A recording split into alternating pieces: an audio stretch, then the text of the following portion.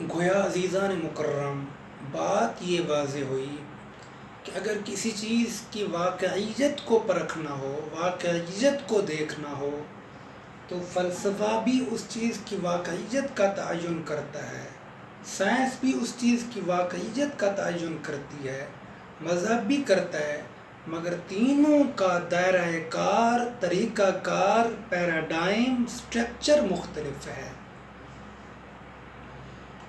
اسی طرح اگر کسی چیز کی معیاری ہونے، کسی چیز کے فضیلت والے ہونے کا تعین کرنا ہو، تو سائنس اور فلسفہ اس بات سے قاصر ہیں کہ کسی چیز کو تفضیلی اور معیاری قرار دیں کہ یہ چیز بہتر ہے اور یہ چیز ناقص ہے۔ ہاں البتہ سائنس اور فلسفہ اس کی فضیلت کو بیان کر سکتے ہیں، ہاں یہ فضیلت والی ہے، مگر کس کو تفضیل قرار دینا ہے، کس کو فضیلت اور معیاری قرار دینا ہے، یہ مذہب کا دائرہ کار ہے۔ مذہبی سٹرکچر میں اس بات کا امکان ہے۔ اسی طرح کسی چیز کے مقاصد کا تعین، اس کی معنویت کا تعین، اس کے نتیجہ خیز ہونے کا تعین کا بھی مذہب ہی متعین اس کو کر سکتا ہے، فلسفہ اور سائنس نہیں کر سکتا۔ گویا انسان کا علم جتنا بھی ترقی کر جائے تو وہ معیاری علم سے آگے نہیں جا سکتا، مگر مذہب غایات کا بھی تعین کرتا ہے، منتہائے علم و عمل کا بھی تعین کرتا ہے، مقاصدات و مطالبات کا بھی تعین کرتا ہے۔ مذہب کا دائرہ وسیع ہے۔ تو گویا بنیادی یہ بات ہوئی کہ وجود کا مسئلہ تینوں مذاہب، تینوں جو مختلف زاویہ نظر ہیں، جو تین مختلف مکاتب فکر ہیں انسانوں کے اندر، تینوں کے اندر پایا جاتا ہے وجود کا مسئلہ۔ آگے جب ہم کلام کریں گے، گفتگو کریں گے وجود پر، تو اس بات کو، اس بنیادی تمہید کو آپ نے ملحوظ خاطر رکھنا ہے، اس بنیادی تمہید کو۔ ایک دوسرے نمبر پر دوسری بنیادی تمہید وہ یہ ہے کہ مسلم فلاسفہ و حکماء کی تین بنیادی قسمیں ہیں۔ مسلم فلاسفہ و حکماء، متکلمین کو الگ رہنے دیں، فقہاء کو، محدثین کو، وہ ایک دائرہ، اس کو الگ رہنے دیں۔ یہاں ہم مسلم فلاسفہ اور حکماء کی بات کر رہے ہیں۔ پہلے ہیں مشائعین۔ مشائعین میں یعقوب بن اسحاق کندی، علامہ کندی، اور فارابی، ابن سینا، ابن باجہ، ابن رشد، توسی وغیرہ شامل ہیں۔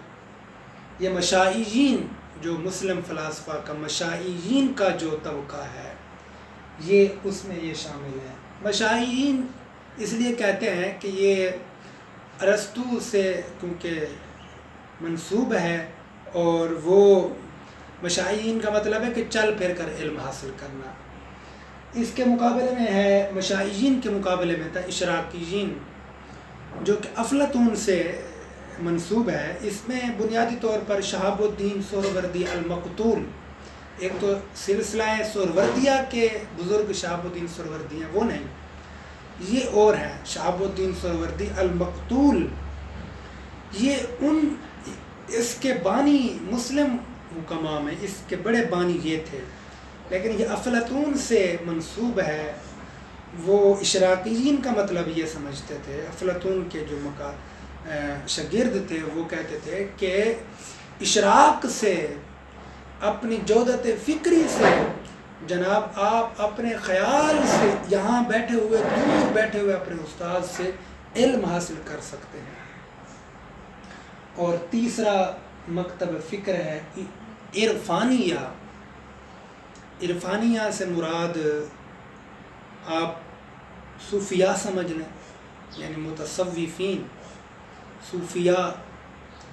اس میں تین مکاتب فکر بنیادی ہیں صوفیاء کے: صدریہ، وجودیہ، شہودیہ۔ صادریہ یہ ملا صدر الدین شیرازی کی طرف منسوب ہے، جن کی کتاب فلسفہ ملا صدرہ، یا اس کو اسفار اربع، اصل نام اسفار اربع ہے اور فلسفہ ملا صدرہ اس کو کہتے ہیں، اصل عربی میں ہے۔ اس کے کچھ حصوں کا یہ اردو ترجمہ ہے، کئی اور لوگوں نے بھی ملا صدرہ کے فلسفے پر کلام کیا ہے، گفتگو کی ہے، تحقیق کی ہے۔ ہمارے استاد محترم ڈاکٹر خضر یاسین صاحب نے ملا صدرہ کے فلسفہ وجود پر پی ایچ ڈی کی، اس پر بھی ہم بحث کریں گے۔ جب وجود کی بحث آگے چل رہی ہے تو ملا صدرہ کا جو تصور وجود ہے اس پر ہم بحث کریں گے، کیونکہ وہ الگ ایک مکتب فکر ہے، لہذا ان کے اس تصور پر بھی بحث کریں گے۔ وجودیہ یہ شیخ ابن عربی محی الدین ابن عربی شیخ اکبر کی طرف منسوب ہے۔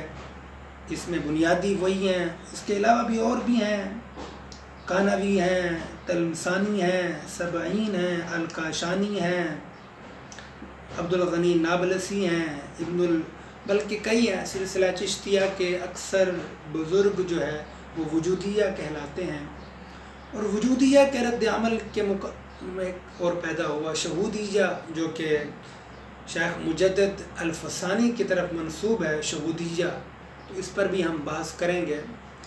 ان مسلم فلاسفہ کے ساتھ ساتھ ہم جو مسئلہ وجود ہے، فلسفہ کی روشنی میں بھی، سائنس کی روشنی میں بھی، تمام کی روشنی میں ہم ان پر بحث کریں گے۔ ابھی یہ دو بنیادی تمہیدیں تھیں، اس کے بعد ایک اور تمہید ہے جس کو سمجھنا نہایت ضروری ہے، تاکہ جب ہم اس مسئلے پر گفتگو کریں تو اس کو ہم صحیح معنوں میں سمجھ سکیں، یہ بحث ہمارے ذہنوں میں اچھی طرح راسخ ہو جائے، کیونکہ یہ مشکل ترین بحث ہے۔ مسئلہ وجود جس کو سمجھ آ گیا تو تمام مسائل اس کے حل ہو جائیں گے۔ تو اس لیے ہم چاہ رہے ہیں اس کو ذرا آسان طریقے سے، بہتر طریقے سے، آسان انداز میں اس کو ہم سمجھا سکیں، تاکہ کوئی اس میں خلش